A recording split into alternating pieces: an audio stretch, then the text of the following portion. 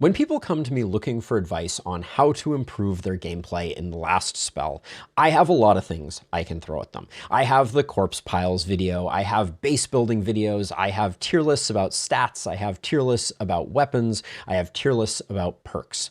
But there is one single thing above all others that I think is the most transformative and the most likely to improve someone's play and get them to that winning state, and that is hero builds. You can think of hero builds as essentially an instruction manual, kind of like Legos. How do I put together all the different pieces of a hero to create the thing that I want? And the thing that I want is a powerhouse hero that is dealing massive amounts of damage, has huge amounts of internal synergy, and is just generally kicking butt. If you're struggling with the last spell and you think your hero builds are good, I have some bad news for you. They actually aren't. Strong heroes lead to winning runs, plain and simple. And so today we're going to be going over exactly what I think a build is, and then we're going to be going over a bunch of examples that I have curated over the last months since our previous build guide. And then at the end, I have a little bit of a surprise. But if you're looking to improve your builds, and by extension start winning more in the last spell, you have come to the right place. Let's dive in. It is no exaggeration that I have been looking forward to making this video since probably the day that my previous build guide video went live. The reality is, as soon as you put something like that out into the world, you learn a bunch of things, you realize all the things you could have done better, and then you kind of plot the next time you're going to be able to do it. It is my most viewed video. My last spell build guide is an absolute banger, and there's a reason for it. I think it was a very solid execution of a really great concept, and it scratched a real itch that players need. Generally speaking, I think that players, when they approach the last spell early on, they just kind of grab what feels good or makes sense in the moment, and they don't have a cohesive vision for how they are going to create a absolute monster of a hero. So building a hero build template, something that's really easy to share, communicates a lot of useful information, is something that I've always really had a passion for, but am particularly excited for this second incarnation of it. Why should you care? The short version is that heroes they do the heavy lifting. Right? We can talk about corpse strats and ballistas and how strong those are, but at the end of the day, if your heroes can't defeat the horde, you're gonna have a bad time, and the stronger your heroes are, the easier a time you're going to have winning the last spell. So if you're interested in winning, you have come to the right place. At the end of the day, these hero builds inform all of the most complicated and nuanced decisions that we're going to be making about a hero. What weapons should we choose? What level ups are good? What level ups aren't good? Reliability always being bad, but other than that, most other level ups find homes in some of the builds. When should I reroll? What's good enough to take? What's not good enough to take? What perks should I be choosing? And then how should we play our turns? And I think this is a really interesting one because not all builds play the same way. The strategic decisions that we make both in creating the hero but also in playing the hero are all informed by our conception of what the hero is meant to be doing. At the end of the day, the difference between a well-built hero and an average hero is massive. My well-built momentum heroes that are hitting for 34k as an example is a far cry from people that are struggling with heroes that can barely deal enough damage to take out smaller enemies. Builds matter if you take one thing away from this. So what is a build? We have to kind of answer that question fundamentally. A build for me is a formalization of patterns that I have seen successful in playing the game. So when I look back and I go, wow, this hero was so incredibly strong, I have to answer the question of why were they strong? Were they strong because of the stats that I picked? Were they strong because of the synergies that they had? Were there particular perks that worked well? Was the weapon combination particularly effective? All of those things need to be encoded into something, and that's something I refer to as a build. But more than just it being a template, a build ultimately becomes a plan. And when you create a hero with a plan, that hero is going to be more cohesive. They're going to be built with a purpose, and that purpose is going to mean that from start to finish, you are driving towards something, and however far you get along that path, you are going to be maximizing the potential of the hero. So builds are really a way to maximize your hero's potential by always having a North Star that is where you're trying to go. The reality, though, is not all heroes can be all things. So a build also needs to have a notion of what is required. What are the requirements for this hero to be capable of being fill in the blank? And so when we're creating a build, we're creating a template for the decisions to make and the requirements so that at the beginning of the run, you can decide whether or not this hero can be the thing. If you've ever watched any of my live streams, shout out, you should be, if you are interested. I go through every single hero at the very beginning and I map out exactly the perks that I'm going to choose. And then I also give them an acronym or an abbreviation that reminds me what I'm trying to do with that hero. The reason is every time a level up shows up, every time a piece of gear shows up, I'm evaluating that thing, level up or whatever, through the lens of, does it serve this particular hero and the goals of this hero? This helmet might be good for a hero that wants stun, but it might be bad for a hero that wants something else. So the build is that North Star, that guiding light that helps me to make the best decisions when gearing up my heroes and everything else hero related. So here I will bring up the original build guides. So for those of you who are fans of the channel, I've done this video before. A lot has changed since then, but in reality, I did a first attempt at it. And the cool thing about doing something like this is when you put a thing like this out into the world, you get a lot of feedback. A lot of people told me the things that they liked, the things that we did they didn't like. And then also I've had some time to play the game significantly more and reflect on what works and what doesn't work. So this was the broad template before. It had, every build had a title. I showed what weapons were good with it. I had a very brief description that was like, this is what you should be doing. I showed you what primary stats you should be looking for, secondary stats, what perks were required, what perks were nice to have, the strengths of the build, what's it good at, the weaknesses, what's it not so good at, and then a bunch of variations. So what little things could you tweak by adding one perk or another perk in order to make it a slightly different build?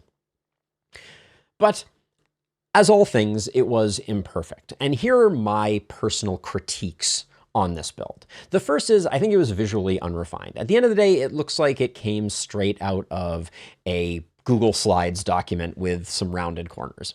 Not my finest work, but it was very communicative, and I think that was very important. The next critique was the variations. I think variations are kind of fun, but they also took up a lot of space and didn't really speak to any of the mechanics of the build. 5, from my perspective, was not enough perks. I think 6 perks is more of a sweet spot. We'll talk about that in a second. But going back to the variations thing, the lack of instructions was a bit alarming. The brief description, like one sentence, was not necessarily enough for you to fully understand how to play an opportunist with sadism. And then the last, and this is kind of like I don't know why I did it, but why did I make it this shape? It's just like a weird rectangle, and I don't think that that was a good idea. It's the default shape of Google Slides, and I don't think I was doing myself any favors with that. So what are our goals as we go for version 2? First of all, I wanted it to be more visually appealing. I wanted it to be something that is enjoyable to look at, mostly because I think that's just fun for me. Next, I wanted to standardize the structure. I wanted to make sure that I didn't sometimes have 3 required perks and sometimes have 2. I wanted to always have the same number of weapons, just some things that made it feel a bit more cohesive. I also wanted them to be more standalone. I think the previous version was very good for me talking to it, and they were a great companion to the video where I explained the actual way that you played it. But I kind of wanted these to be something that you could pick up, look at, and probably get like a 75% of what the heck is going on here, what should I be doing?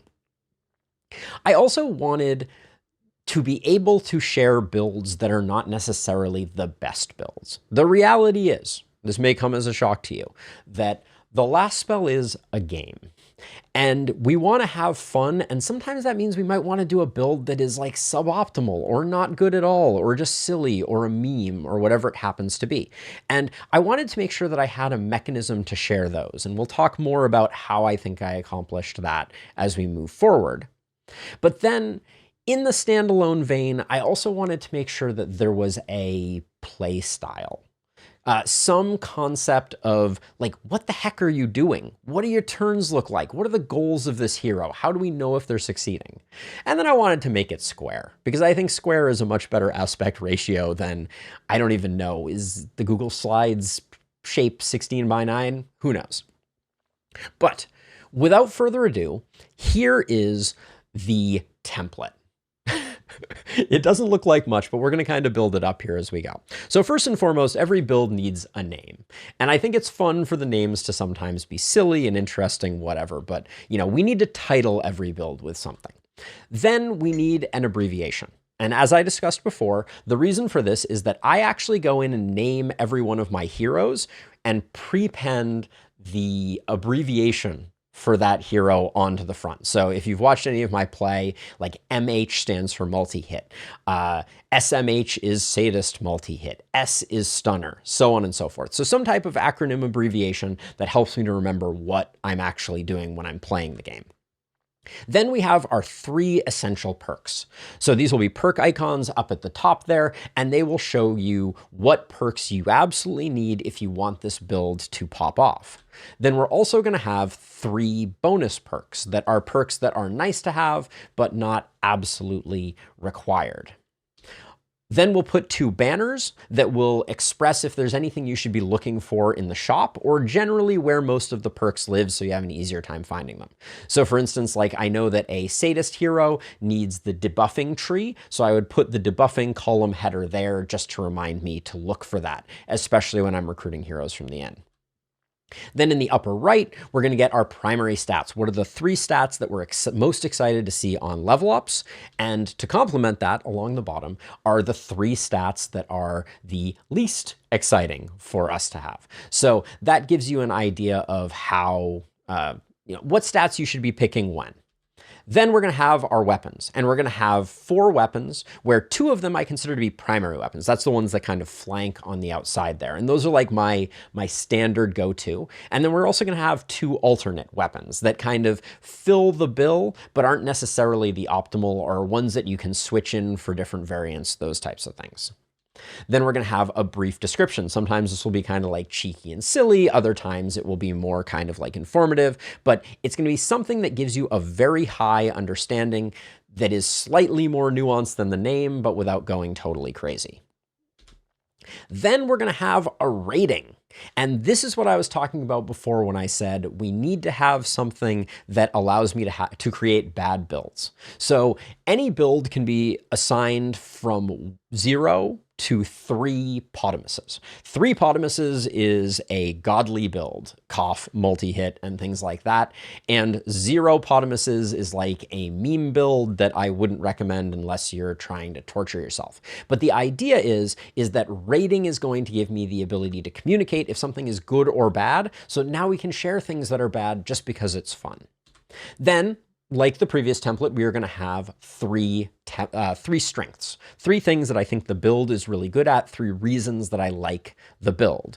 And to complement that, we will have 3 weaknesses, 3 things that the build is not particularly good at, struggles with, maybe it comes online particularly late, maybe it requires a lot of multi-hit. You know, you fill in the blank, or I guess in this case, I've filled in the blank, but you get the idea. Then at the bottom, we're going to have a slightly more information-dense play style type of thing. So here we're going to talk about 3 things. We're going to talk about the goal, we're going to talk about the turn, and we're going to talk about any notes that we have. The goal is the build's overall guiding light when playing it. So are you trying to build up a lot of opportunism? Are you just trying to build up a lot of crit power? Are you trying to stun all the enemies? Are you trying to kill all the enemies? All of these things fit into the goal. As a slightly different spin on that, then we have the turn. And the turn is all about, like, what are you doing specifically on a turn? Like, are you ending your turn in the pack? Are you ending your turn far away from the enemies? Are you stunning lots of enemies? Is your job to poison a specific enemy and then kill it so that poison gets spread through contamination? All of these things, or excuse me, through contagion, all of these things are part of the turn. How do you play the hero? And then the note is something that might be important about the build that you otherwise didn't know. For instance, with Sadist, there is a interesting interaction with the fact that when you spread a debuff via Sadist, each different type gives you 1%. So you have debuffs, you have poison, you have contagion, which people don't always remember, and then you have stun. So you can get up to 4% from that. And that shows up in the notes section to remind people or give people an idea of some of the nuance. And then last but not least, we have credit. So if you have been living under a rock, at least in terms of my world, I put out a Google form maybe like a month and change ago asking for people to submit builds to me. I put it out on Reddit, I put it on my Discord, I think I mentioned it on a bunch of live streams as well. But the credit will be who submitted the thing. So in the future, if you are interested, you can also submit a thing. And if you do that, it may show up in my perk gallery, and I might, or it's not my perk gallery, my build gallery, and it might show up in another build video that I do in the future. Only time will tell. But credit where credit is due, I think, is a very important principle to live by. So that's the template. The concept behind it, the design language that I went for, and I'm not saying that I am by any means an amazing designer, but is up at the top, you really have the at-a-glance stuff. You have your, icons, visuals, very quickly take a look. And then as you move down it, you get more and more detail as you go so that someone can pick this up having never seen it before, and with the playstyle, hopefully have enough information to play the hero effectively without watching me prattle on about it for probably what's going to be an hour when all is said and done. Maybe longer, but hopefully not. But I think it looks good. I think it is visually appealing. I think that it captures all of the main things I wanted to talk about. It standardizes a lot of things. It achieves the goals that we previously talked about. So with that, I think it's time for us to actually start talking about the builds. And I'm not going to go into a massive amount of detail about the builds, but I want to highlight some of them, talk about some of the funny and interesting things that I got from submissions, and just generally educate people a little bit on some of the builds that I think are more informative or defining of how we play the game. And the first build comes from Gyozo, who submitted the Buffer Alchemist. And the Buffer Alchemist is all about using potions to their fullest extent. So this is a hero that is going to be taking Overload, they're going to be taking Potion Throw, and they're going to be taking Blessing. Those three perks are going to allow you to dole out, say, damage potions and have them last longer and do more. This hero is also going to be picking up Sadist, Warcry, and Heart of the Party. Because they have Blessing, Heart of the Party is going to last longer, and same for Warcry. This particular hero is going to be using the Gauntlet and the Great Axe. The Great Axe allows you to buff the damage of other heroes, again, synergizing well with Blessing. And Gauntlet here is an interesting choice. I'm not sure if it's the choice that I would have picked, but it does give you some interesting long-range support. I think Gauntlet remains one of the best weapons for reaching out and helping another side. The Cannon is also mentioned here, and I think that's a smart pick because it allows you to have a bit more mobility. Leap from the Axe also gives you that, but the Cannon allows you to rocket jump around. And then I think Transfer is also smart because of the buff that you will be receiving, as well as the ability to, again, do that kind of like support role. This is a general theme that I saw in a handful of these. In some cases, you'll see that I've combined multiple builds, but the Buffer Alchemist is looking for some damage. They're looking for movement because they need to get around to different people. They're looking for critical just because Crit is great. We love crit. And then on the secondary stats, crit power, propagation bounces to go with the gauntlet, and magic damage are all good choices. So let's talk strengths. I think generally speaking, the Buffer Alchemist is going to have good mobility due to the weapon selection and hopefully pick up some range. It's a little surprising that we didn't see range in secondary stats. I might swap magic damage for range there. They're going to be generating massive potential shared stats through the buffs that they're doling out, potentially through Warcry, although we'll talk a bit more about some kind of more Warcry-centric builds than others. And they do have an extremely flexible kit, right? They're going to be able to go around, remove stun from people with health potions, all these different things. Like, it's an interesting build. In terms of weaknesses, I don't generally think that potions are a super massive game changer. Like, damage potions are good, but potentially you're getting more value from Warcry if you build towards it. This build doesn't really build towards Warcry, so you're getting maybe like a little bit of value there. I think propagation as a general principle lacks control. This is something that you'll see me talk about a lot. I'll probably say propagation lacks control 20 times during this video, but the short version of why I say that is because propagation often has a lot of collateral damage and death that comes from it. And then last but not least, it requires low health and relatively up-close combat. To me, that's a bit of an anti-synergy. If you're going to be going for a low health build, I generally think you want to be far away from the bad guys, not up close and personal. It also looks like it requires the a dwarven hero, so that can be a little bit of a challenge. The playstyle, I'm not going to delve into too much on these because I don't want to spend 20 minutes on each one, but as you can imagine, you're bouncing around the map, you are applying lots of buffs either through your Great Axe or through potions or those types of things. Blessing is making those all the more valuable, and hopefully you're finding a way to whittle weight down your health so that you're also getting some Warcry value out of it. But again, Gyozo, thank you for your submission. Moving on though, here we have the Drunk Assassin. The Drunk Assassin is definitely a meme build. We have Crippling Punch, we have Critical Runes, and we have Legendary Assassin as their essential perks. And then on the bonus, we have Overload for a little extra drinking, we have Longer Weapons for hitting slightly further away, and we have Mana because sometimes you need mana, I guess. As for stats, the submitter, T-Biscuit, only listed critical as a primary stat, very laser focused there, just get your critical, and then crit power, multi-hit, and isolation are particularly useful. This meme build is all about kind of like a multi-hit build, but with more beer, I guess, for lack of a better way to describe it. As a standard multi-hit build, the hand crossbow and the wand are going to be particularly useful to you, and you're probably going to want to pick up the assassination tree. Even though legendary assassin is the only thing listed here, I would probably take crit master as well. The strengths of this build is that early on, Pilsner is potentially going to give you a lot of crit. So early on when you don't have a lot of crit, Pilsner will kind of fix that. Later in the game, once you start spending a lot of mana, Stout will help you out with the mana.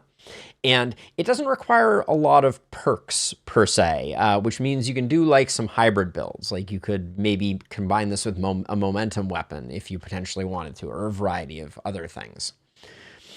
In terms of weaknesses, beer is bad for you kids. It is habit forming. Be careful.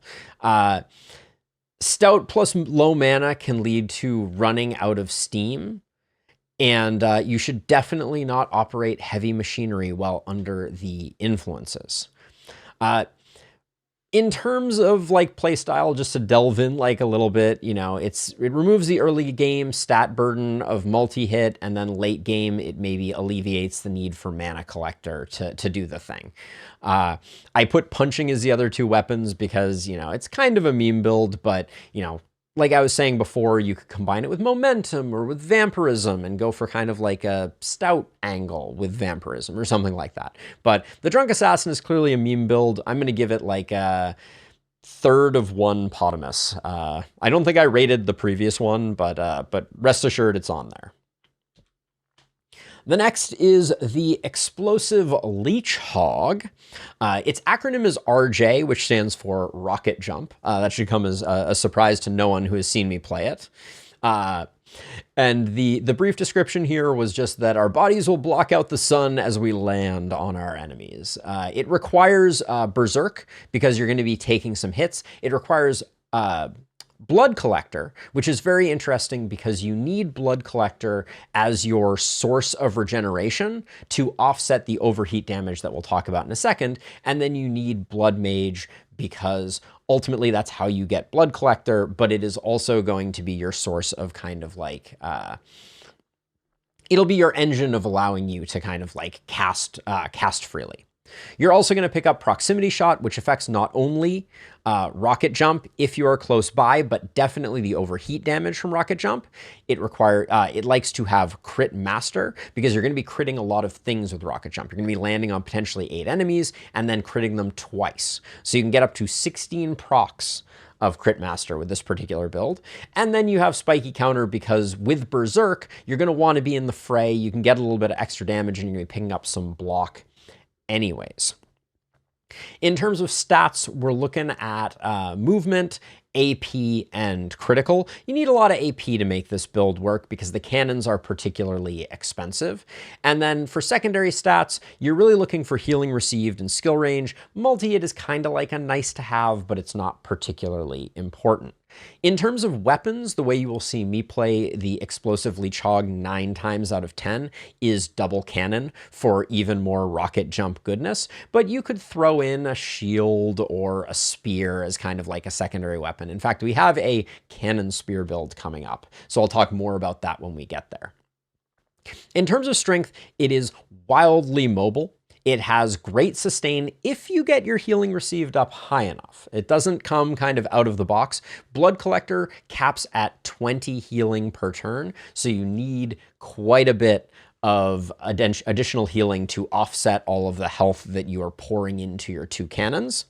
And a staggering potential for crits per turn, which can lead to some absolutely explosive crit power growth. In terms of weaknesses, there is a delicate balance needed for the 2x hit from Rocket Jump. You're going to land and then hit again, and if you get too strong and your Rocket Jump kills on impact, your overheat won't do any damage and you won't get the second set of crits. So there's kind of a weird like diminishing return where as you get stronger, your crit scaling goes down a bit, but your crit might be just maxed by the time you get there. Can sometimes be very hard to find a landing spot. This build is not great at creating landing spots, so you're really looking for places you can land. Like the worst case Rocket Jump is often like you only hit 3 targets because you're landing on the edge of a mass of enemies. So sometimes having a friend around that can poke a hole so you can get the full 6 can be good. But the way you are playing this build is you are getting to overheat as quickly as possible, and then you are basically rocket jump, rocket jump, rocket jump, rocket jump, bouncing around the battlefield, hitting as many enemies as you can, scaling up your crit power, and then once you get done with all your rocket jumps, you can, figure out what to do from there. Like I said, you're looking for those donuts, those 8 in a circles to land on, and overheat is producing a significant amount of your damage, and it is benefited by proximity shot. If you're not already aware, the cannon is a little weird because when you rocket jump, your initial range from the enemies that you are hitting is where you started, not where you ended. But then when you land, the overheat triggers after, and that will mean that everybody that you're overheating on will get the benefit of proximity shot.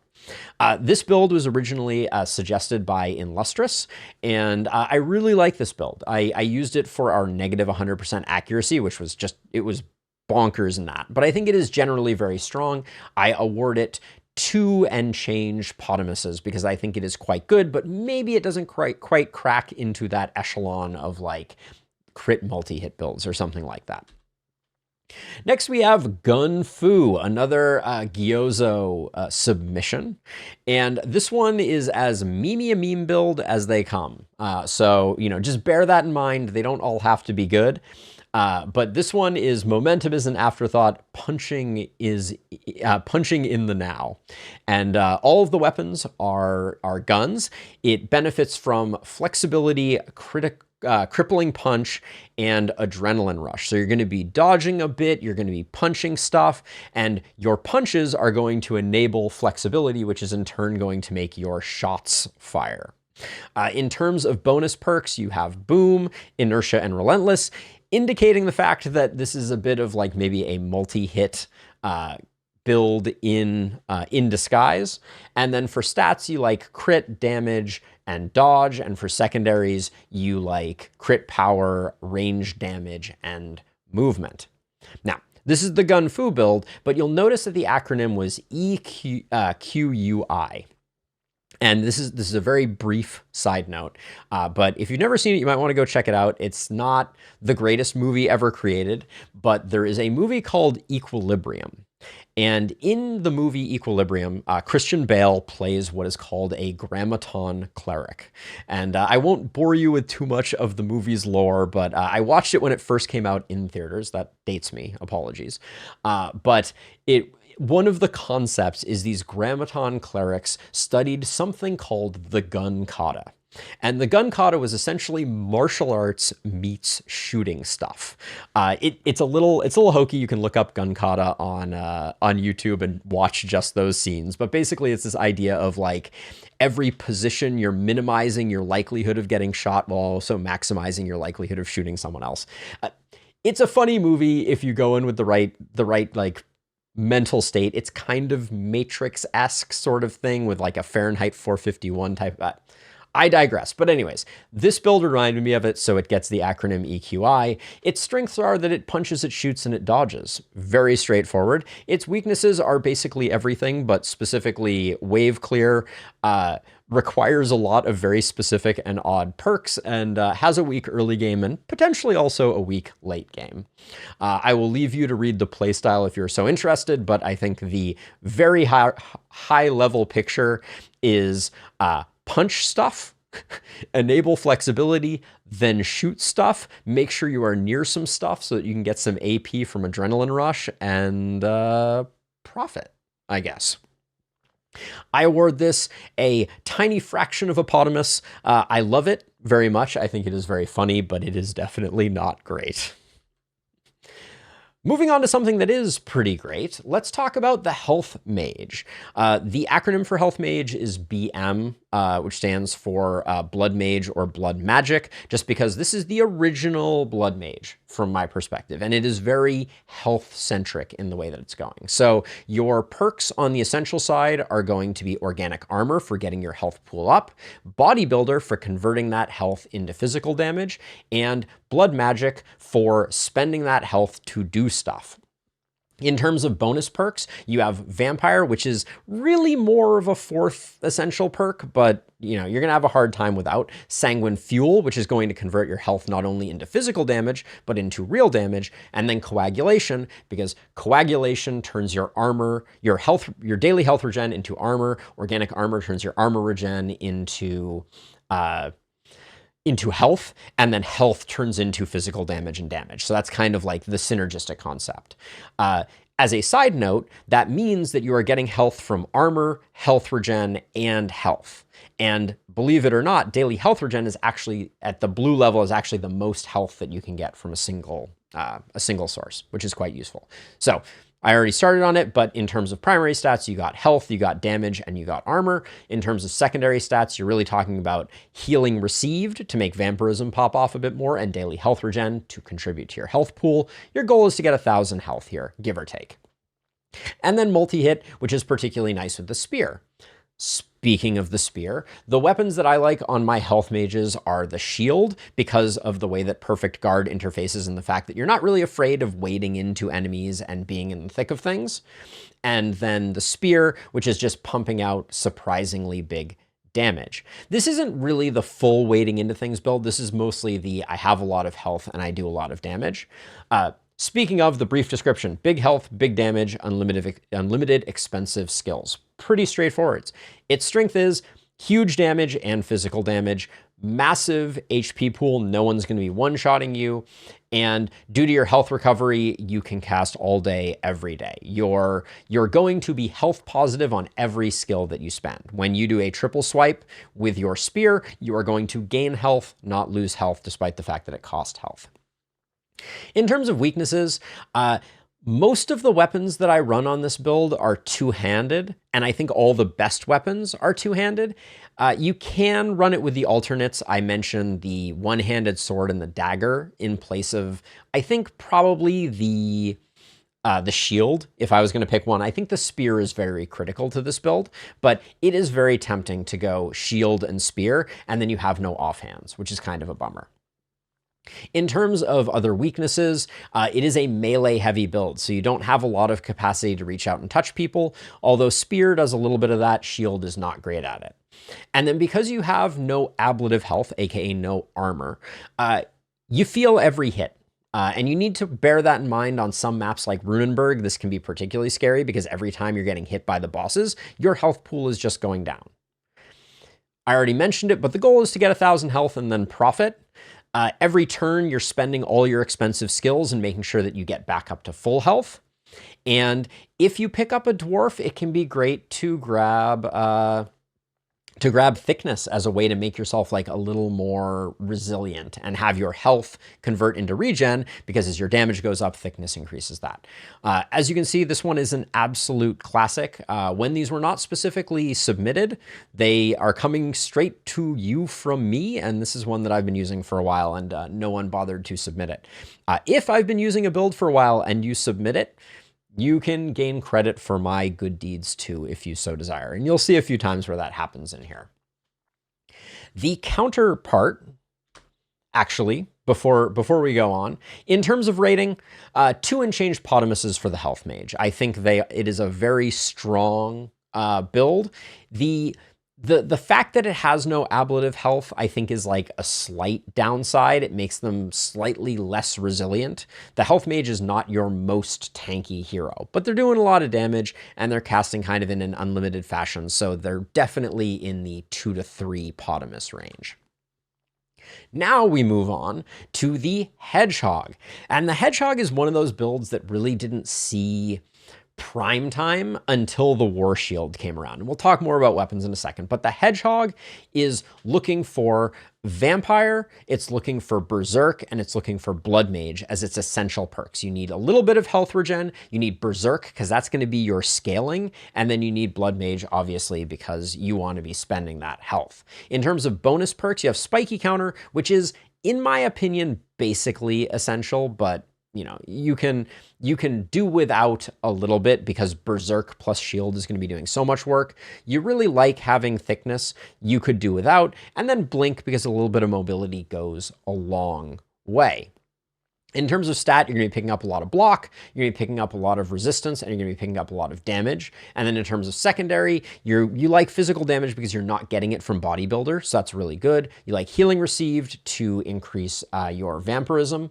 And then you can pick up XP. I think Hedgehogs are good heroes to pick up XP on. But to summarize the Hedgehog, I'm rubber, you are glue, something something decimates you. I think very fair. The Hedgehog obviously is HH for its acronym, and I think Spear Shield is really the way that I love to play this hero. You can throw in a Great Axe or you can throw in a Sword if you want to. Sword gives you a lot of mobility. That can be really nice. But at the end of the day, the strengths of the Hedgehog are unparalleled survivability. Nobody is killing a Hedgehog. Amazing scaling, especially on waves where you have archers, as an example, where you can be hit by, say, 10 enemies. That's a massive amount of scaling out of Berserk. And by the way, as your Berserk scales up, thickness is scaling up with it, making your resistance kind of off the charts. And then strength, it has significantly early perk slots. So that means in like the first 2 tiers, there aren't a huge number of things you're looking for, maybe thickness, but it means that you can do some hybridization. You can grab some things that makes you a little more mobile and maybe lean into the momentum more, those types of things.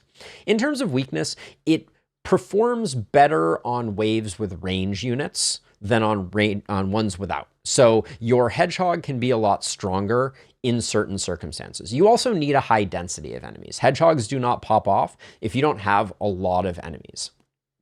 It is hard to find all of the perks that you need for a competent Hedgehog. That is for darn sure.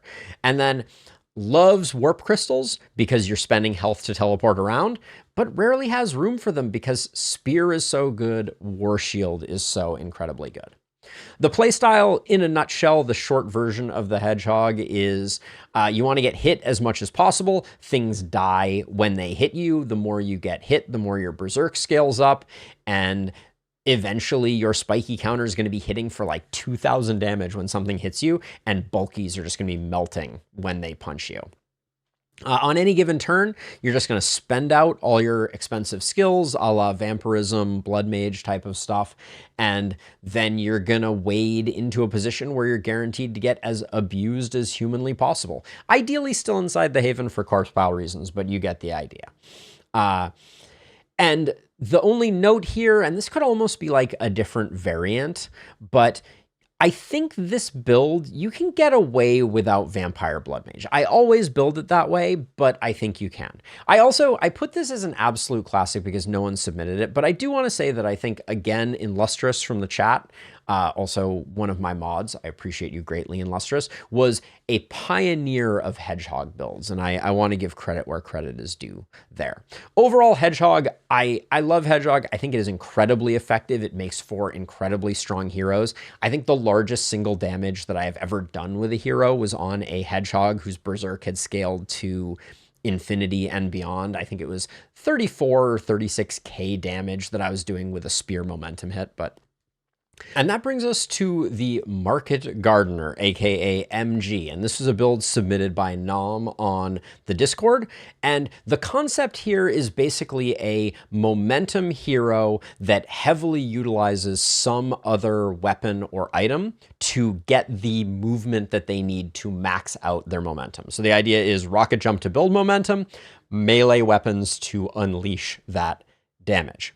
In terms of perks, the perks are a bit of a hodgepodge here, but I like to keep things relatively true to the submission. So critical runes for a little bit of crit damage, vampire for a little bit of recouping, and big game hunter, because why not? We always love big game hunter.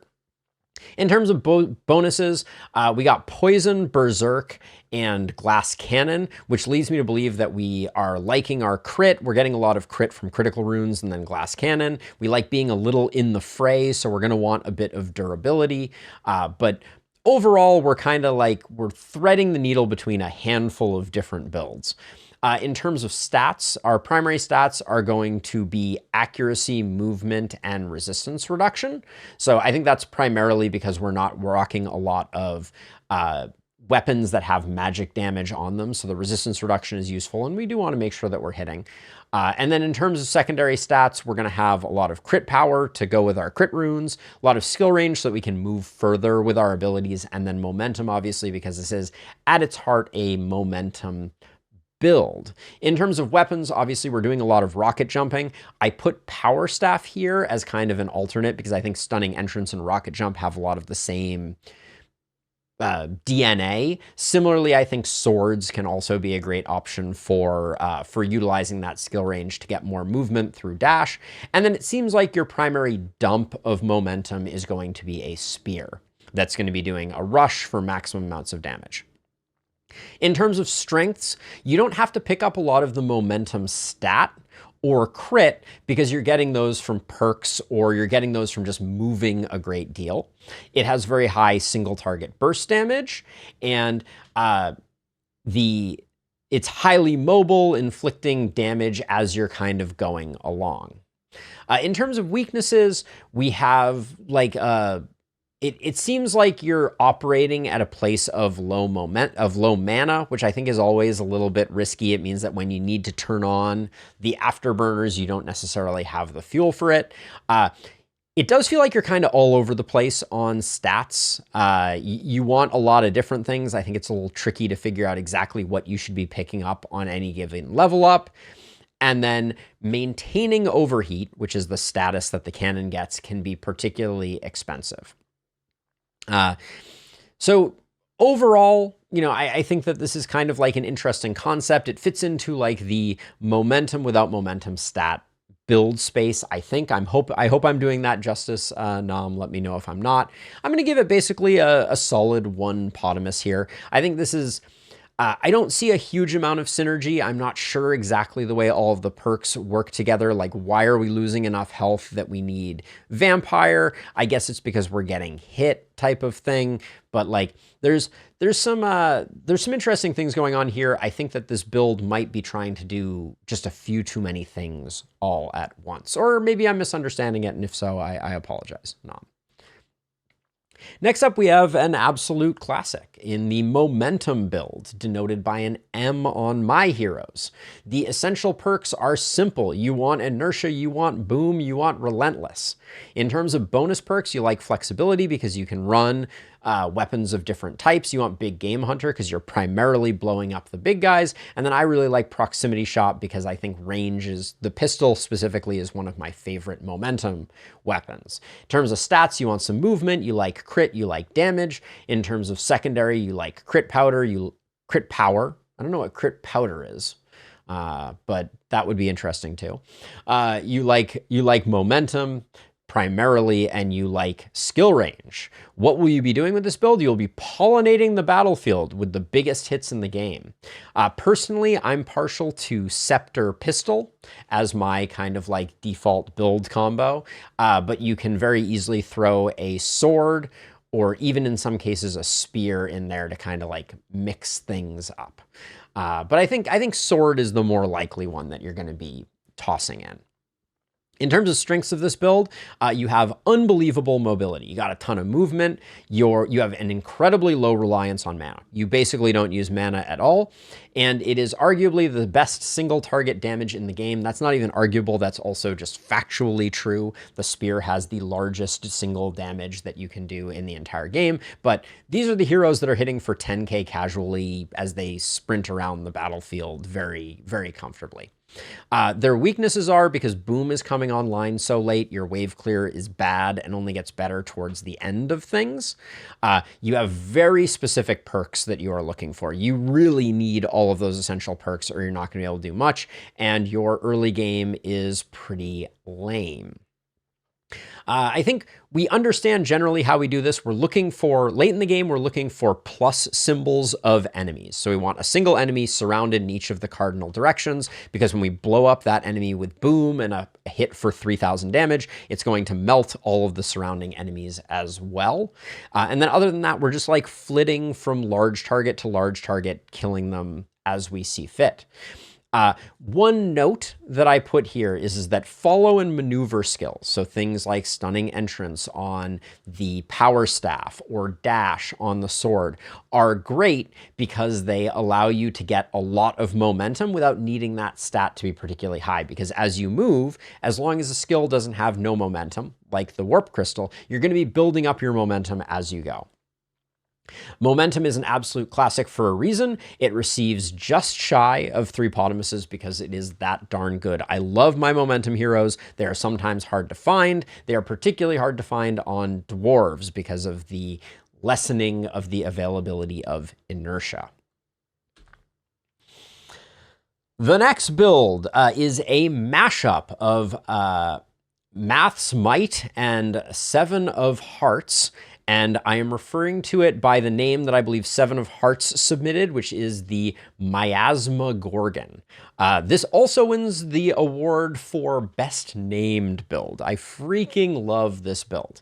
But the idea is very simply that your aura weakens enemies and devours them just by you standing near them. And it's also just kind of like a cool concept. So you're picking up Poisonous, you're picking up Spiky Counter, and you're picking up Septic Shock, because those all build towards that, like, if you touch me or if you get near me, you die. You're picking up Toxic Leech, Contaminate, or Contagion, excuse me, and Sadist, so that as you grow stronger, as you apply your affliction to the things around you, you're going to pick up some armor, some some resistance and some block because you don't really care about doing offensive damage necessarily. And then I would say your primary stat is poison for obvious reasons. And then stun also helps, and healing received makes your toxic leech a little bit stronger.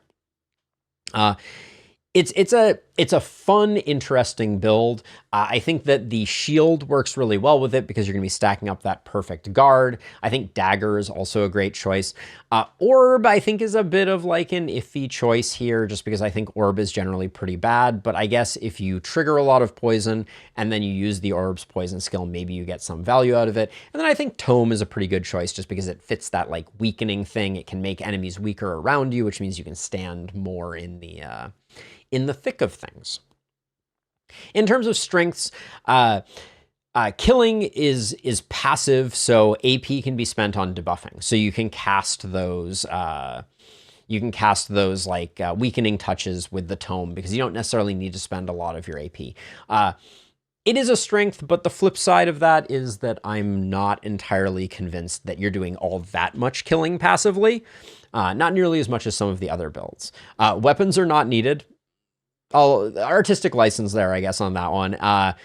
And it is the only build to use magic orb, so that's something special. That's a shout out from Delirious Alden, who is creating these builds, who wasn't sure what else to say in terms of nice things for the Miasma Gorgon. Then moving on to weaknesses, it uses the magic orb, which is a weakness. All right, It has relatively weak or semi-non-existent single target damage, and then it is very difficult to confine killing to only the Haven. Because of the way that Poisonous works as a radius, you have to be way, way, way far into your Haven, and the enemies need to be there next to you, which means that it's very hard to use Poisonous in conjunction with, say, Corpse strats.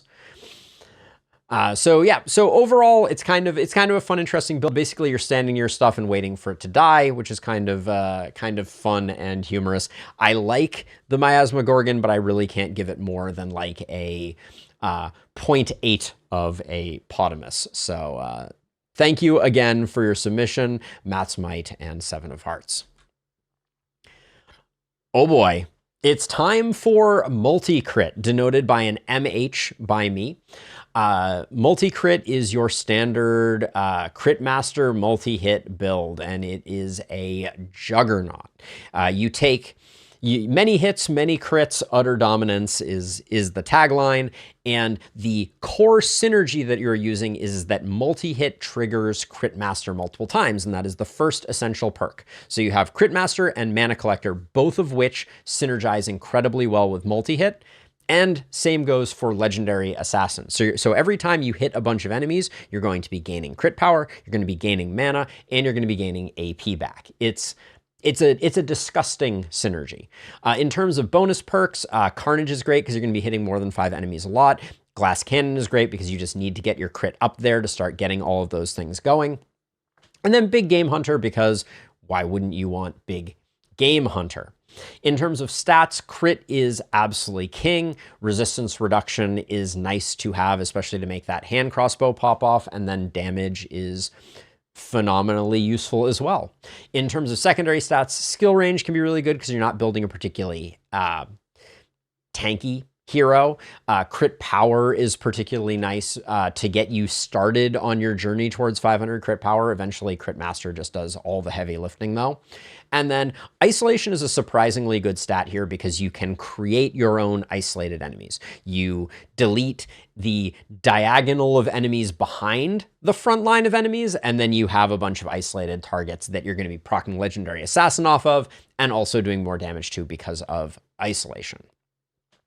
In terms of strengths, we have Astounding Wave Clear, probably the best wave clear in the game. Absurd Single Target, because you can just pump all your multi-hits from your magic missile into one target and blow them up by doing 2,000, 10 times or 9 times or whatever it is. And then you can do it all from a safe distance, no need to get your hands dirty.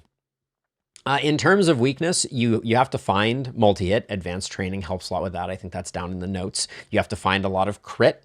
It is very crit hungry, especially in terms of its sustain. right? Only by getting lots of crit is Crit Master and Mana Collector going to start popping off, so you need a lot of it. And then the greatest weakness, and I say this with a heavy heart, is you eventually realize that basically everything else pales in comparison with one possible exception that we'll talk about later. But multi-crit is an absolutely insane build. The core key element of it is just getting to that 100% crit. I say that in the goal, but you need 100% crit so that you are getting mana and you're also getting crit power on every single hit that you're doing. And then your numbers just go bonkers. We didn't even talk about weapons, but the obvious weapon selections are wand, hand crossbow, and then cannon I don't think really does as much as it needs to, but I put it there anyways because it does have Armageddon. I haven't had a multi-crit hero that's done crazy stuff with Armageddon quite yet. And then, like I said down in the notes, advanced training is amazing for getting those multi-hits. Moving on, though, we have the Lawnmower, aka LM.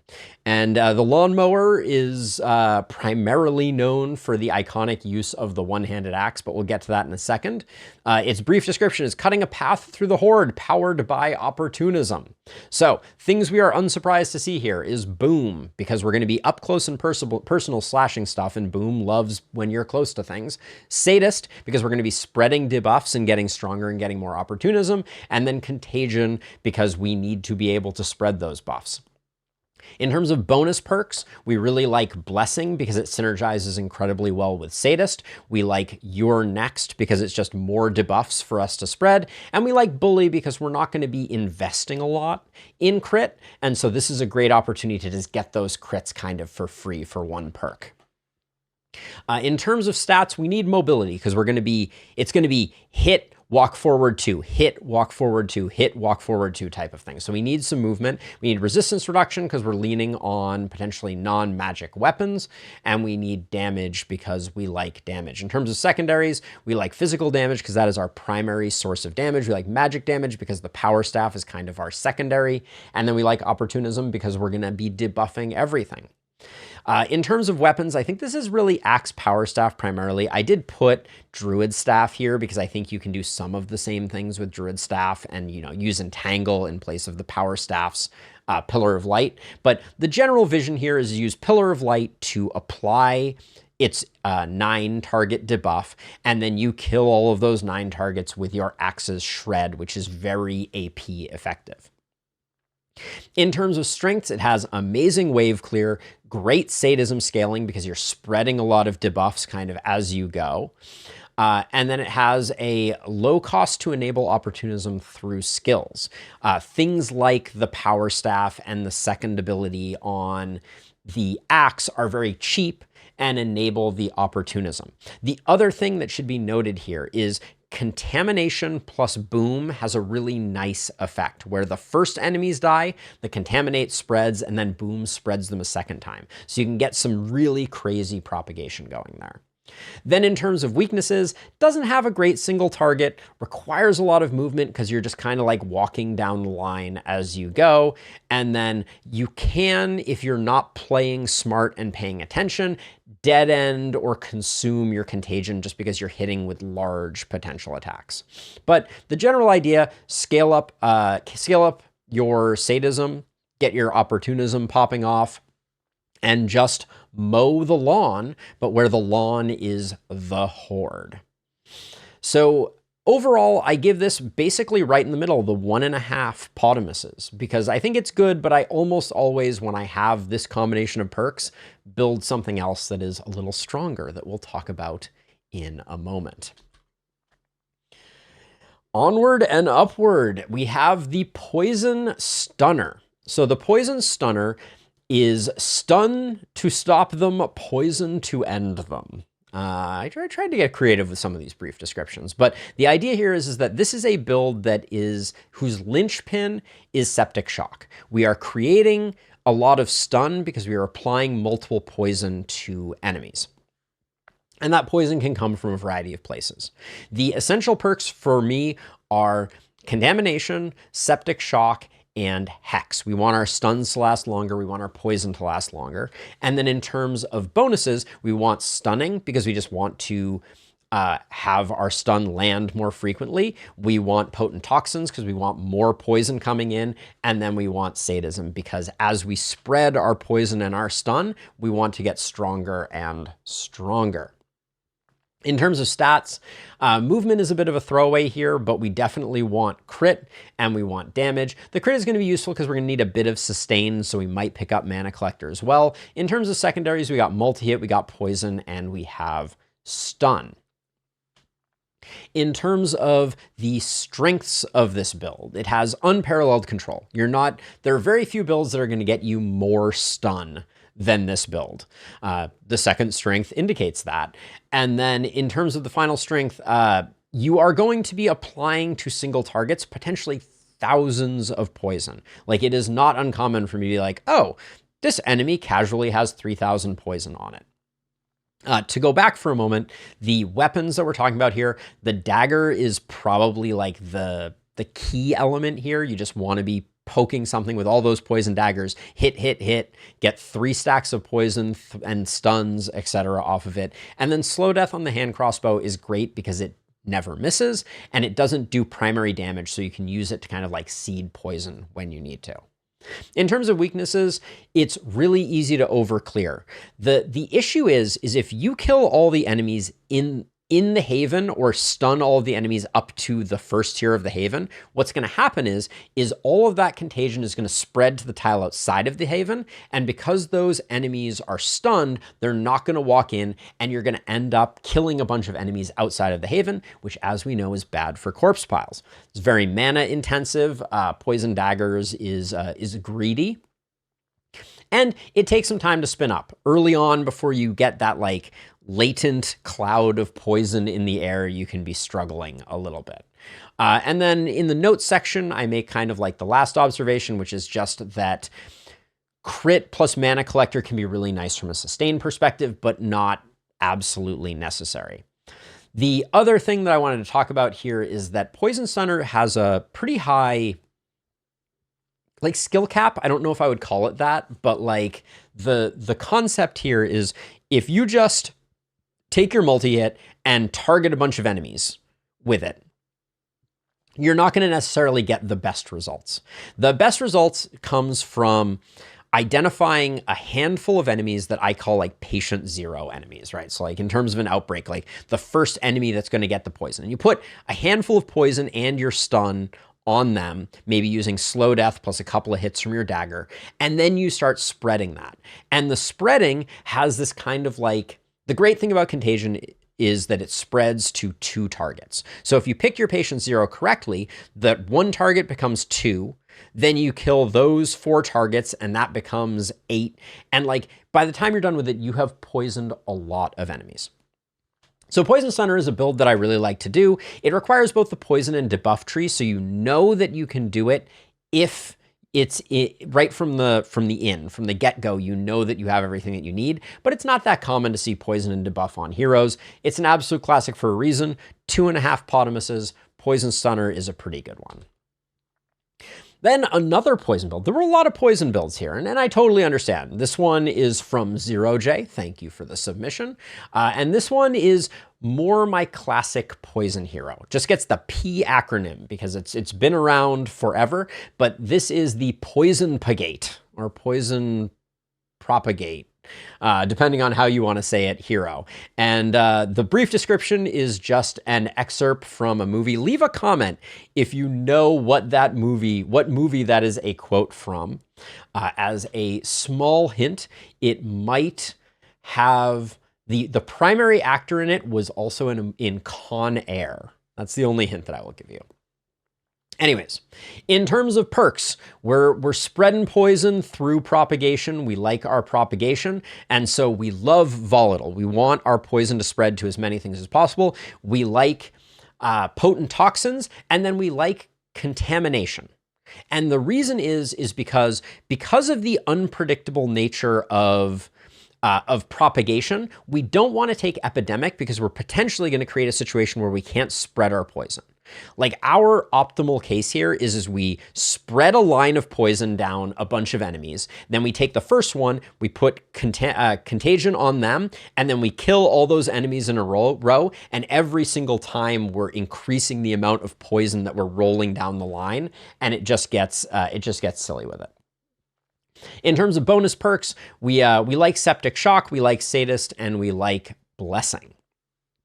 In terms of stats that we're picking up, the really cool thing is for primary stats, we don't care much. We can take movement, we can take mana, we can take damage, doesn't really matter. And then in terms of secondaries, we really love bounces and we really love poison. And then we also like stun a little bit. In terms of strength, poison scales all by itself.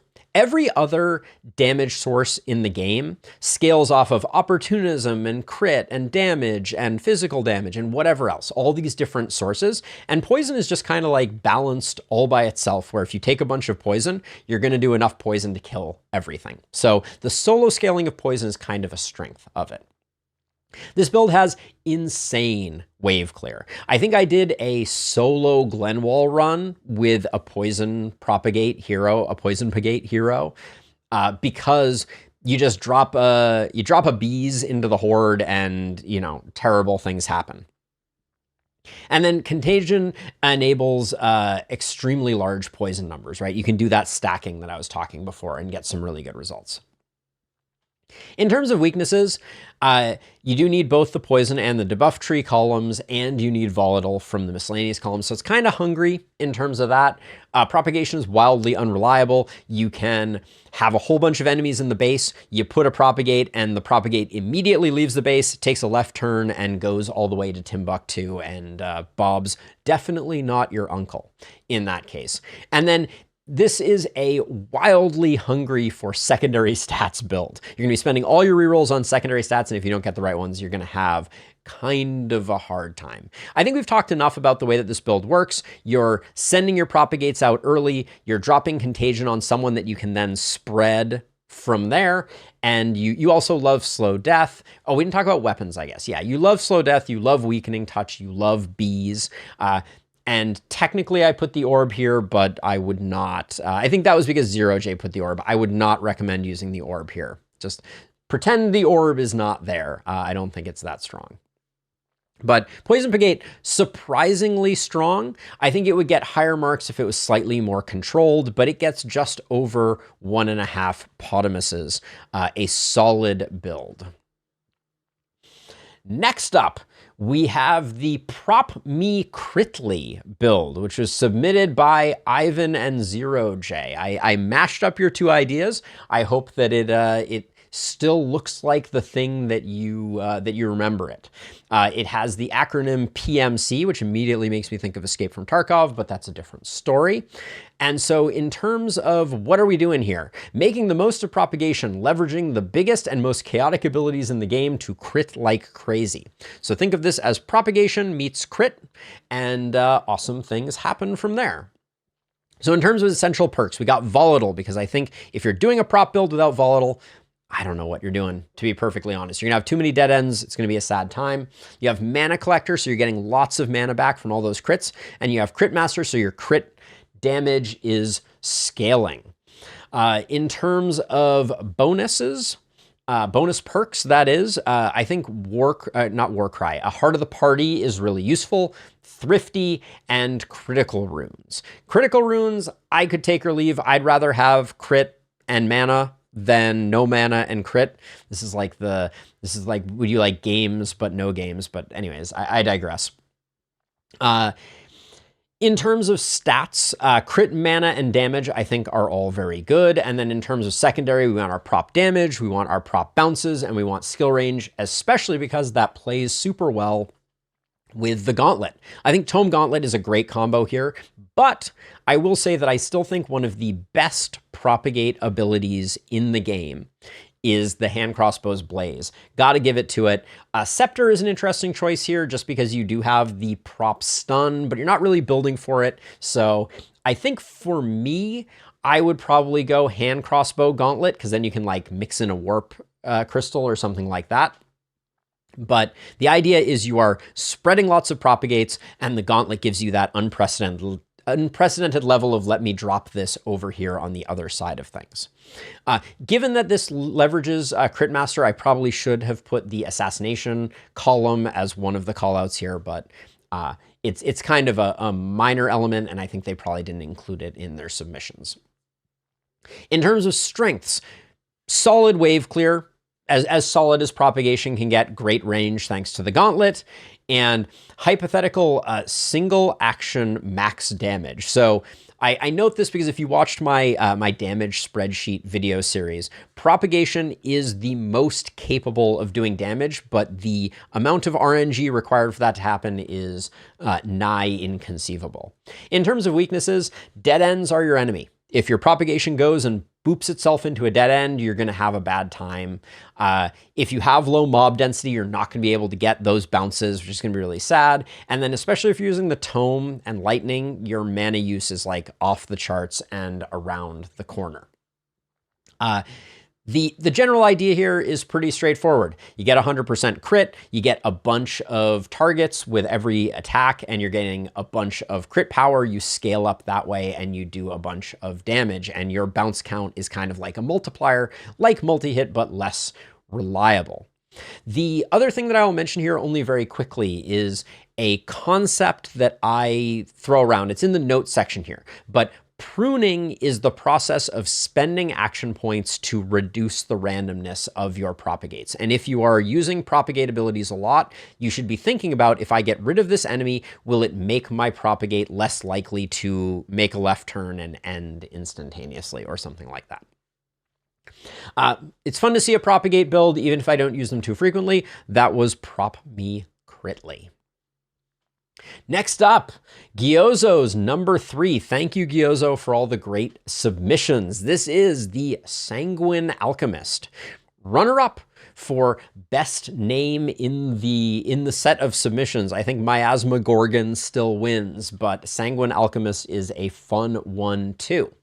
The concept here is simple: a blood mage with a serious potion addiction. So in terms of essentials, we're going to be grabbing blood magic, overload, and potion throw. So we're going to have 4 potion slots. And then in terms of bonus perks, we're going to have explosive hemoglobin, vivified, and sanguine fuel. So taking advantage of all the different things that we get from blood magic.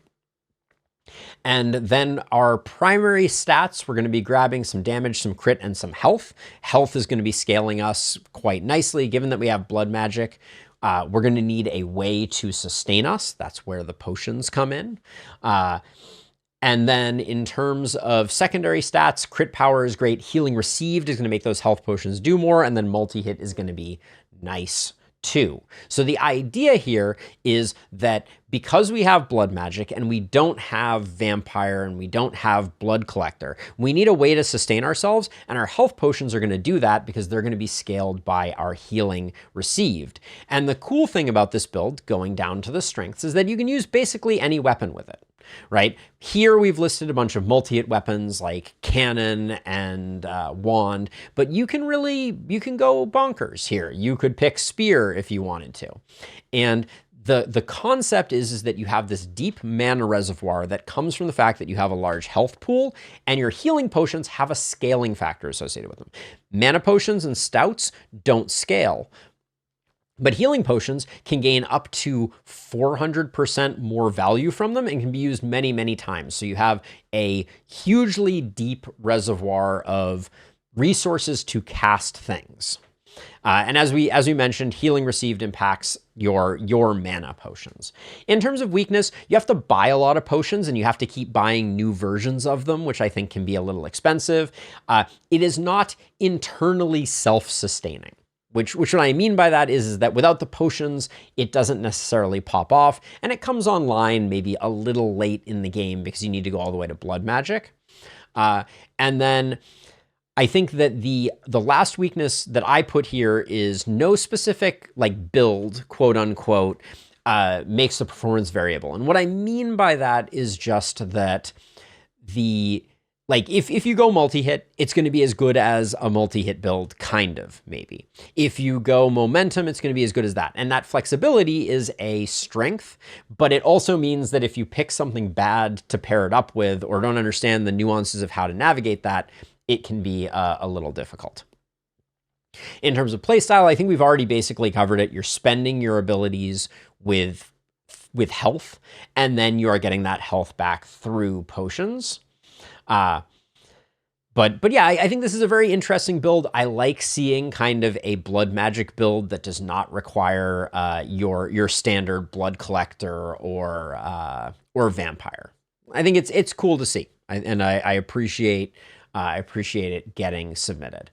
In terms of overall value, I'm gonna give it a little more than one Potamus. I think it's a little harder to, it's hard to rate because you don't know what you're mashing it up with. And also, I think it has a very heavy set of perk requirements for you then also to find enough capacity in terms of perks to get the other stuff. So that's my thoughts on it. And also, I think there's a pretty heavy early requirement in potion throw and overload just to get your potions online and your capacity going. Now we move on to a submission by Alcatraz. Thank you very much. This is the Sniper. This is probably the single build that I got the most people calling out, why didn't you do this type of build? And I think it is because the deal with the Sniper, and I'll just read the description here. Long range, heavy single target damage when you need that little extra oomph. So sniper, right? What's the concept of a sniper? The concept of a sniper is something is far away and you get it. you have a lot of range, you're doing a lot of damage. I think that in the last spell, high single target damage is not that useful. I think that's the problem, right? If you could be hitting multiple targets, if you could be doing large AoEs, if you could be doing propagation bounces, all these things, having a specialist who just does single target damage and does less damage than, say, a momentum hero is a tough sell. But let me go through the concept here. So your essential perks are exploit weakness, longer weapons, and third eye. I think I added third eye, Alcatraz. I hope you don't mind, but I think that having the ability to have vision on where you want to shoot is very important, especially if you have a very long range hero. You're going to have lots of obstacles that are going to confound your ability to shoot the thing that you want to shoot. In terms of bonus, Legendary Assassin is always good. Steady aim is great because you're not going to be moving around a whole heck of a lot. And then Emergency Tunnel, I think, is good for that occasional reposition. In terms of stats, damage, crit, and resistance reduction, nothing too surprising there since you're not doing a lot of magic damage. And then crit power, skill range, and isolation make perfect sense for someone who is primarily going to be deleting single targets that hopefully have already become isolated. In terms of weapon, rifle, longbow, cannon all feel like they make a lot of sense. Cannon, I think, especially for mortar, can be particularly useful here because of its high degree of flexibility.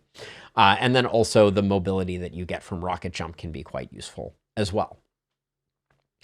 In terms of strengths, big single target damage, potentially multiple side influence, right? You can put a watchtower, I would not recommend it, but you can put a watchtower somewhere near the center of your base and maybe cover to some degree all four sides of your base, potentially. You know, maybe that certainly feels very sniperish to me. And then just this idea that you can shift from side to side and be a specialist focused on removing the highest value targets. In terms of weakness, you get very little wave clear here from my perspective. Your damage hinges heavily on isolated targets, and sometimes you just have two bulkies standing next to each other and you can't do much about it. I would say its biggest weakness, though, is that it almost always, because of the wave clear, is going to require you to have a partner who's doing a lot of the heavy lifting. Overall, I think the sniper build, I wish it was a little more effective. I think we need a few perks or something like that to spice up how single target damage value can manifest in the last spell. I don't think that this build is weak because of anything that was submitted or anything like that. It's just, in general, this genre of builds, I think, in the last spell pales in comparison to your multi-hits, your propagates, and those types of things. So next up, we have the Stoutpire, aka the Beer Mancer, submitted by T-Biscuit with the acronym STOUT, because I have not used it that much, but it is, the brief description is very straightforward. Who needs Blood Mage on a vampire when you have beer? So this is a hero that tries to get a lot of the benefits of Blood Mage without needing the Blood Mage component of it, or Blood Magic, the perk. So instead, what you're going to pick up is Organic Armor, Bodybuilder, and Vampire. So you're going to be regenerating health, but you're going to have a mana pool, which is not something that we are necessarily used to. And then in terms of bonuses, we're going to have Heart of the Party, always good. Maybe Initiator, just because you're probably going to be rolling a Spear, and I think Spear Initiator is the best that it can be. And then you're picking up Overload to make those stouts slightly taller. In terms of stats, we're talking about damage, health, and armor, because that Organic Armor Bodybuilder connection, physical damage, healing received, and multi-hit are all going to be useful there. In terms of strengths, you have a very large mana budget. Because of the way that Stout generates so much mana at a cost of health, it is a particularly great way to get back a lot of mana. There's some math down in the bottom that was provided by T-Biscuit that explains just how much mana you can get back. I didn't talk about weapons, but I think that Spear is the key here. Spear is fantastic. Spear is an amazing weapon. I think it can work super well with a War Shield, a dagger, or a sword. All of those, I think, pair really well. Like, this is your general, like, Blood Mage or Hedgehog type of build, but without the Blood Mage component. It comes online relatively early. As soon as you get Vampire, you can start doing a lot of work because you'll already have access to Stouts. And then Vampire more than offsets the health downside of Stout, which means that you can be basically spamming your Stouts to your heart's content. In terms of weakness, you need to be buying and then renewing your Stouts in order to get those level 5 Stouts. If you fall behind on health, your hero is potentially going to drop off a cliff in terms of power. You don't want to fall behind, but if you don't get enough healing received or something like that, and your Stouts start eating into your health, you can have a bit of a hard time. And then with all of the beer-related builds, I will remind you that beer is habit forming, so watch out. So T-Biscuit dropped some knowledge on us here that I just wanted to mention briefly, which is that 2 level 5 Stouts give 80 mana. And I think that is without Overload, so it is more than that with Overload, which is a staggering amount, and that can support you surprisingly well. You pick up the extra slot, all of a sudden you are rocking 3 level 5 Stouts, and things get a little crazy in terms of just how much mana you have at your disposal. I like the Stoutpire. I think that I haven't played with it enough, so my rating may go up over time. We will see, but I'm going to give it like 1 and change Potamuses for being a very manageable build, but with a bit of a downside in the form of that addiction to Stouts. You need to buy them, you need to keep upgrading them, and that can be costly. Also, because your skills don't increase in mana cost, your early game is going to be a little weaker because your Stouts are not going to be restoring quite as much mana as you necessarily want them to. Moving on to a absolute classic, we have the Long Arm of the Stun, aka the Stunner build. Stun is perhaps the single strongest status you can inflict, stalling a wave and wiping away panic. The build completely stops the horde in its tracks. If you have watched me play this particular build, it is almost comical sometimes. Every other side of the base will be completely wiped out. There'll be no enemies left. And my stun hero will be sitting there with like 40 to 50 enemies just completely immobilized, just sitting there like, crying very softly. The perks you're going to want for this is longer weapons, because both Power Staff and Hammer benefit greatly from it. You're going to want Contamination because you need that contagion to spread your stun. And then you're also going to want Hex because you want your stun to last for twice as long. In terms of bonus, you got Bully, Stunning, and Sadist for relatively obvious reasons. We don't have to pick up Stun or pick up Crit if we're rolling Bully. Sadist, we're going to be passing around a lot of debuffs from Power Staff, a lot of stuns from Hammer. The only thing we probably won't have is any source of poison, but I think that's okay. And then our stuns landing reliably is good. The key to this build is getting 100% stun. So unsurprisingly, on the stat side of things, we like movement because we like movement. Damage is always great. Resistance reduction, why not? In terms of secondaries, the big one is you really, really want to get up to 8 skill range because your hammer benefits so much from it. You also want stunning and a little bit of opportunism just so you can kill the things that you're trying to kill with it. In terms of weapons, I always go hammer, power staff. I think there's an argument for potentially swapping in a cannon for some mortar action, but it doesn't play well with a lot of other things. And then Arctic Blast on the longbow is also surprisingly solid. In terms of strengths, the first thing that I need to say is 100% stun is shockingly consistent, even against Twisted, even against bulkies. So it's amazing how well you can stop things. This build is wildly good with defenses, aka the Ball of Death Ballistas is going to do amazing work if the enemies are stunned.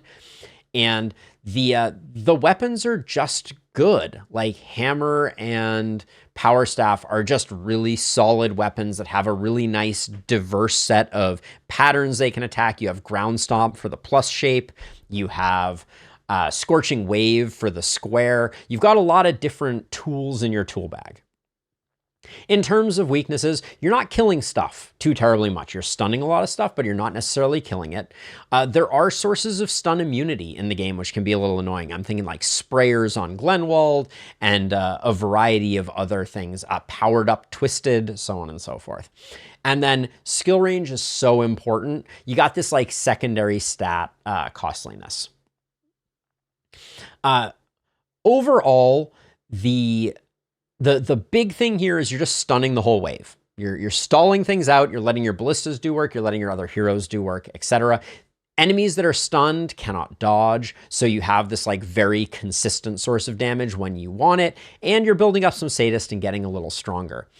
One important note that I think new players especially are not necessarily aware of is that stunning entrance on the Power Staff does not have to target an enemy. So if you don't want to follow to that location, target your stunning entrance somewhere else and you'll be happy to not follow, but still get all the stuns. And stunning entrance has a very high base stun chance, so it is good.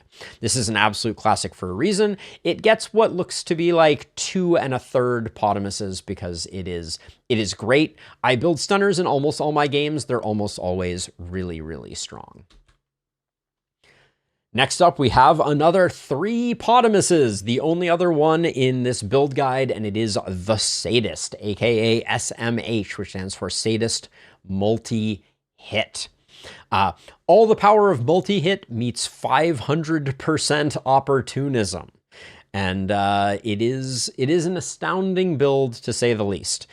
You can do this with or without crit. You don't have a lot of places to invest in, so I think crit is still a good thing to pick up. And Crit Master will still be in your bonuses. But let's talk generally about what we got going on here. So Contaminate, Sadist, and Blessing are your top line 3 fantastic perks. The reason for that is very straightforward. Blessing extends the buff you're getting from Sadist, and Contagion allows you to spread your debuffs and your poison, etc., which in turn converts into lots and lots of opportunism for you. In order to get your crit, you can use Bully because you're going to have probably 3 to 4 debuffs on every hero that you're attacking. And then Mana Collector gives you a lot of sustain along with Crit Master for that little bit of crit power to go along with things. You can certainly de-emphasize the crit portion of this, but I think that Sadist Multi-Hit plays super well with crit, and there's a certain amount of like, why not? In terms of primary stats, damage, resistance reduction, and crit should be no surprise. In terms of secondaries, we like our skill range, we like our multi-hit, and we like our crit power. The strengths here are simple. Opportunism and crit power can both scale to basically maximum, which is pretty fantastic. Multi-hit is just an astoundingly good build, and especially with Sadist, you're stacking up a huge amount of it. And then Sadist, with 4x buff, scales your opportunism to 500 surprisingly quickly. In terms of weaknesses, if you don't have a lot of enemies, you're not going to have a lot of Sadist procs, which means you're going to be in a tough place. Blessing, Mana Collector, Crit Master are all really important, and you're not necessarily going to have all of them. And of course, multi-hit reliance is always a downside, and also once you start playing builds like the Sadist, all other builds will pale in comparison. The only note that I make here, which I mentioned once before earlier, so I won't belabor it too much, but Contagion is the 4th buff type. So you have debuffs, you have stun, you have poison, and then you have Contagion, all of which getting spread triggers your Sadist and makes you stronger. This build has a similar Patient Zero type of vibe where you want to place all of your debuffs on one particular hero or one particular enemy and then spread them, and kind of go from there. But there's not a lot to say about the Sadist. They are incredibly strong. If you are playing smart, picking your targets well, and have Blessing, you're going to hit 500% Opportunism and be hitting like an absolute monster and clearing waves with tons of AP left over. And this build is very similar to the crit multi-hit or multi-hit build in general, so a lot of the things that are true about it can be true about the other one. I didn't talk about weapons, but the only weapon that I think is interesting to like call out here, in addition to your hand crossbow and your wand, which are obvious ones, is you can make this work a bit with Tome, just because Weakening Touch can bounce back and forth between 2 and never dead ends, so you can get a lot of debuffs that you can then spread through Tome. I still think that, I mean, hand crossbow Tome, I think, is slightly worse than hand crossbow wand, but they are in contention. This is a 3-star Potamus build for obvious reasons. It's a goat, and it is great. And shout out a little bit to Abigail for calling this one out, because I think that the full power of Sadist is something that they helped me to see, and I appreciate that.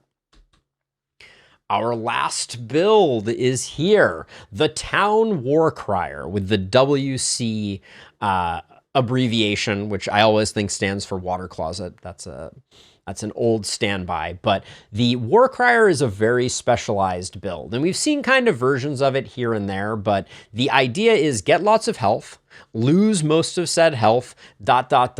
profit, and make the Underwear Gnomes jealous. This is a dwarf only build, the only one that we've gotten, but your essential perks are going to be War Cry, the namesake of the build, Organic Armor, and Bless. Organic Armor to get your health up, and Bless to make War Cry last for 2 turns when you apply it to your friends.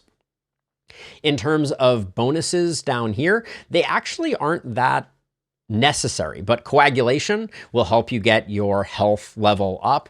Avid Learner, it's nice to be able to pick it up in some places, get that extra XP, and then Thickness can be nice just because you're going to be a little fragile, because you're going to have maybe 1,000 hit points in your health pool, and maybe 150 of those are going to be full.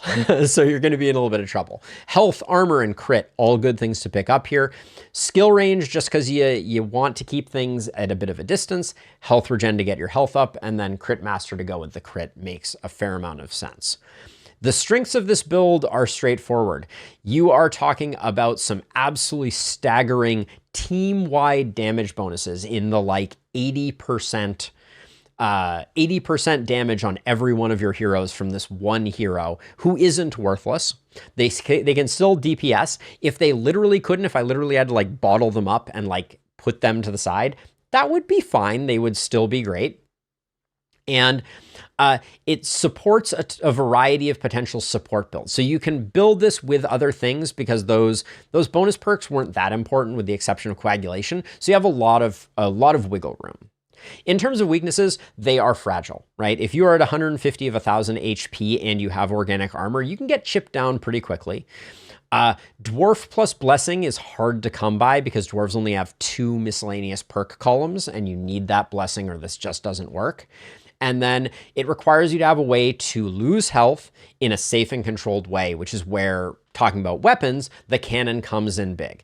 Cannon and wand, I think, are great choices. And then hand crossbow can replace the cannon once you're down to 150 for, say, like the final night.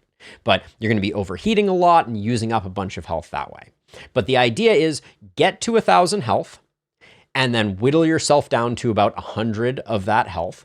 Avoid dying during your turns and have your other heroes profit ridiculously. In the note here, I say 60% damage. I had a hero that was giving 80% damage to all my heroes in a run that I did recently, which 80% times 6 is an astronomical amount of damage that your heroes are getting. But with that being said, we just did what? We just did 22 builds, and that's all of them. So it's not all of them. I lied. There are 2 more. Oh no. So we continue. We continue with the Baneful Dodger. The Baneful Dodger is all about dodge plus poisonous. Can't touch this, but if you try, you're gonna be sick. And the Baneful Dodger, its essential perks are poisonous, adrenaline rush to convert your dodge into AP, and septic shock for getting a little bit of stun. Your bonus perks are blessing berserk, because berserk triggers even if you dodge, and sadist. In terms of stats, you're going to want some resistance and armor and dodge. The resistance and armor for when your dodge fails, because it will always be 5% unreliable. And your secondary stats, you're probably going to want some healing received, stun, and poison just to make yourself a little more effective. The healing received is mostly a knock at the fact that you're going to take some damage because dodge is unreliable. The strengths of this build are relatively simple. You're going to get 12 AP very quickly from Adrenaline Rush, especially with Blessing. You're going to be relatively comfortable in the mix. You'll be able to stand in the, in the middle of things of the fray and not be too sad about things. And then it has solid recovery and can play outside of the base because it has no snare associated with it. So you can stand outside the base, poison stuff. If it doesn't die, it will walk into the haven and then it can die. In terms of weaknesses, I think dodge is unreliable is the biggest one. Sometimes, and there are undodgeable attacks, but you're just sometimes going to take chip damage and you need to be very careful. You have relatively low killing power. This is not a great build for killing stuff, and you'll likely overcap your AP by a lot and it'll be a waste. Weapons that you're going to be using here is the Power Staff for its accuracy debuff to make your dodge more effective. Same goes for potentially suppressive fire from the pistol. Windwalk on the Scepter can give you some dodge, and then the Axe can give you a little bit of damage debuff to make those occasional hits that hit you do less damage. But the idea is basically you're going to be in the mix of things. You're going to be scaling up opportunism just passively via poisonous and doing a little bit of like sadist contagion play potentially if you picked up those as well. And generally speaking, this is just kind of like an interesting thematic build that Abigail suggested just the other day, and I decided to create really quickly. Not necessarily the strongest build. I'll give it like a little less than 1 Potamus, but it's kind of fun to experiment with. And now, the actual last build, I promise. Whew, we made it. The Poison Poker. And this is something that I've been experimenting with for a while now, and I wanted to include it. It's a bit of a meme build also, but 1,000 poison daggers spreading a plague like no other. So we're going to be picking up Epidemic, normally a trap, but not in this case. Potent Toxins and Mana Collector. We're going to grab Initiator, Thrifty, and Glass Cannon for our Poison Poker. And I'll explain how this all comes together in a second. Pick up Mana Crit and Movement for our stats, pretty standard stuff. And then Multi-Hit Poison and Skill Range for our secondaries. The idea of this build is it is poison in the absence of any type of stun or snare.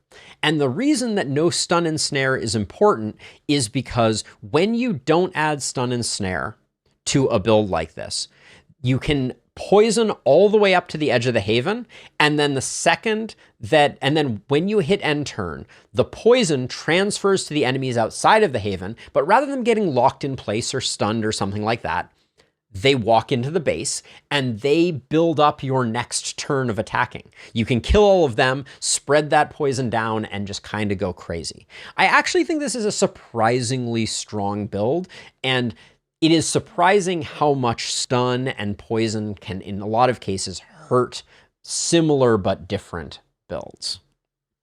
So the strengths are excellent wave clear, excellent single target, and the enemies who inherit the poison can move into the haven. That's what I was just describing a moment ago. Its weaknesses are very mana hungry, very multi-hit hungry, and it requires a fine balance, because if your damage gets too high, then you're not going to be able to stack the poison up on the enemies, that you're just going to kill them outright. So there's kind of a funky balance, but it's not too terribly important. But you can stack incredible amounts of poison with this build, and it's kind of a fun one. So I refer to it as kind of a classic. I think it's like a 1.5 Potamuses type of build. Quite strong. It's all daggers. You're rolling 2 daggers all the way home, and then 2 other daggers if you're not running that. So a little bit of memery, but overall a pretty strong build that I've been playing more with, and I think has some definite merit. Whew.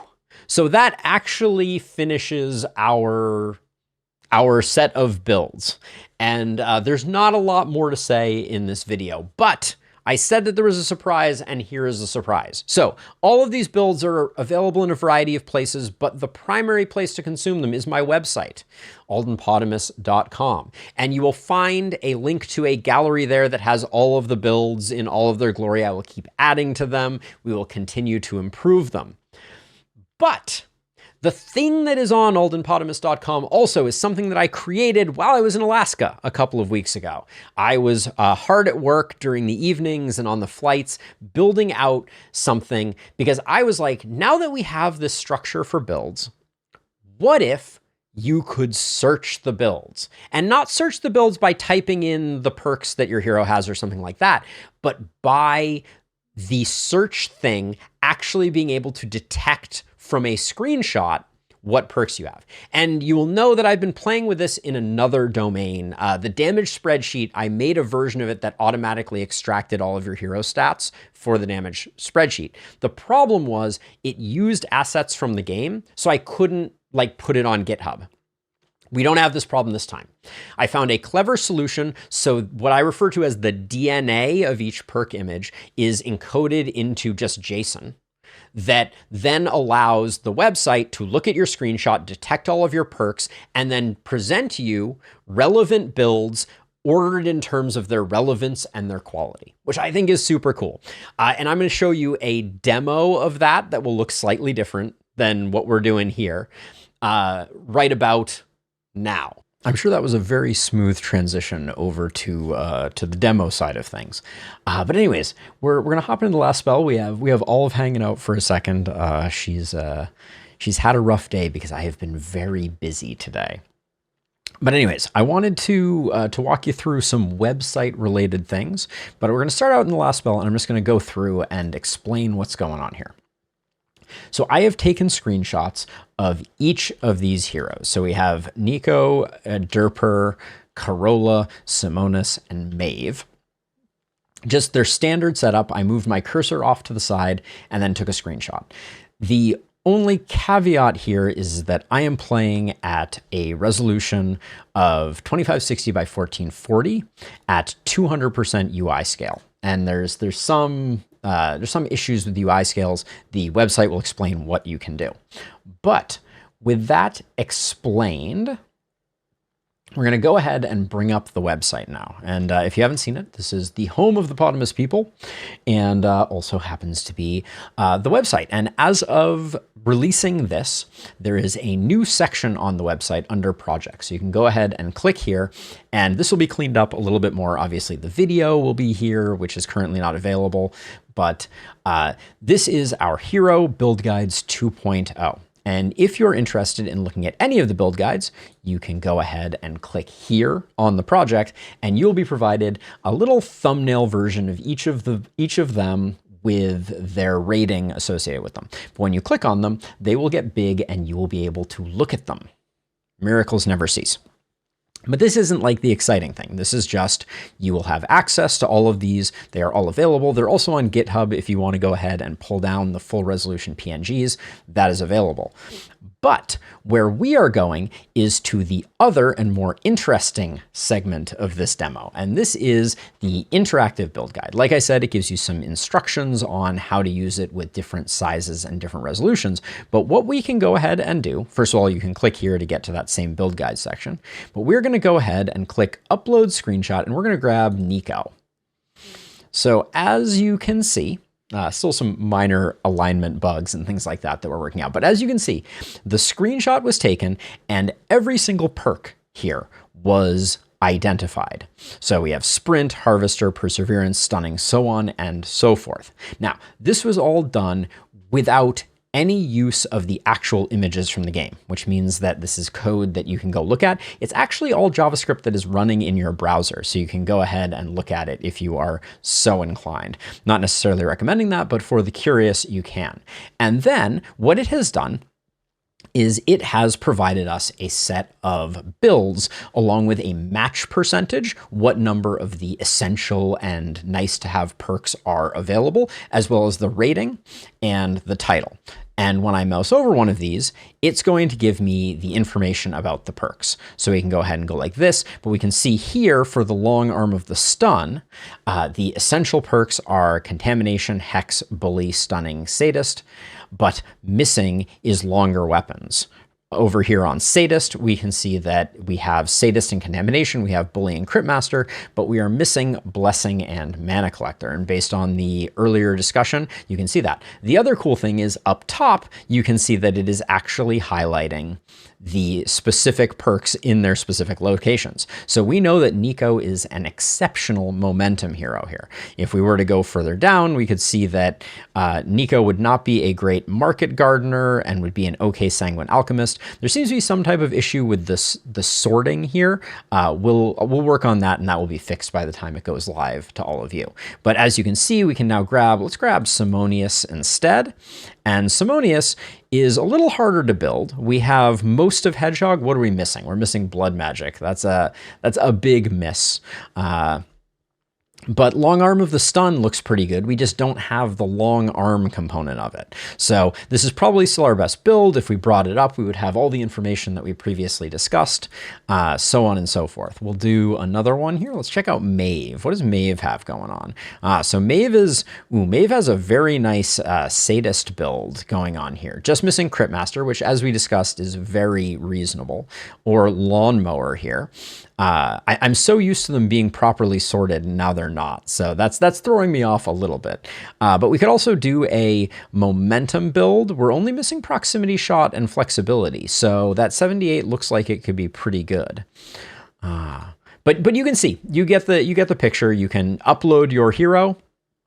And you can see that, for instance, this hero is missing Mana Collector and Carnage for a perfect multi-crit hero, but they have great stun capability. They have surprisingly good Sadist capability, only missing Mana Collector. And like I said, these will be sorted in a slightly different manner moving forward. But yeah, that's the demo. So the idea is you upload a screenshot here, and you will be able to see, like, this is a perfect Hedgehog. Okay, this is a great example to end on. So we have Derper here, and Derper has Berserk, Vampire, Blood Magic, Spiky Counter, Thickness, and Blink. Derper would be an amazing Hedgehog. And if we want to remind ourselves, we can click here and see all of the good things that are coming out of that. So keep the demo short. That was pretty much it. But I will thank you, Olive, for hanging out in the background over there. I'm gonna go give her some head scritches, and I'm gonna pass it back to regular video Alden to close things out. But I hope this is cool. I hope people are excited about it, and I hope it gets some use. But for now, back to you, other Alden. Thank you for that demo. I hope that it went well and I showed you all the features of the website. I'm super excited about the way that it turned out. And I hope that you try it out and give me some feedback.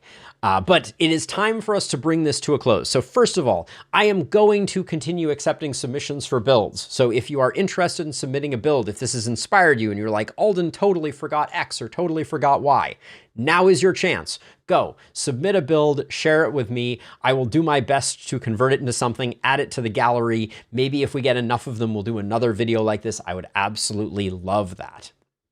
I wanted to do a huge, cannot be understated thank you to Abigail and Illustrious for reviewing all of these builds. They are not perfect, but they would be wildly worse without them. I am not a good proofreader. I am dyslexic, literally not. That's not just a thing that I'm saying.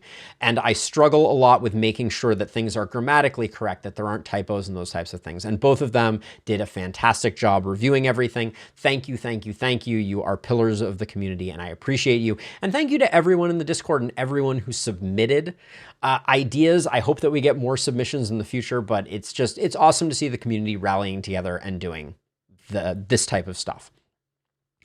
The last note that I will make, though, is that this video took a long time. I hope that it is evident in the quality of the product that I put forward, but these videos are a labor of love. I do them because I think The Last Spell is an awesome game. I think there is a niche that I can fill, but I really love creating educational content like this and sharing ideas with you. So if this is something that resonated with you, if you enjoyed it, consider supporting the channel. There's a million different ways. Just being a subscriber is a huge thing. Following me on Twitch is a huge thing. If you have a little bit of disposable income, there is merch on the website that you can purchase that goes to me. You can toss me a membership on YouTube, a sub on Twitch. It means the world to me when the quality products that I put out get feedback that they are helping. So even just a comment, let me know what I missed, let me know what I screwed up. Whatever it happens to be, any way that you can engage with this video is incredibly amazing and helpful, and I appreciate you. But I'm gonna shut up. I'm already feeling like I have overstayed my welcome. Come join us live. We're playing The Last Spell like 3 days a week right now. That may change in the future, but for now, 9 a.m. Tuesday through Friday, you can find me probably playing The Last Spell. And that's it for me. Thank you so much for watching. I appreciate you. Have a wonderful rest of your day, and I will see you in the next one.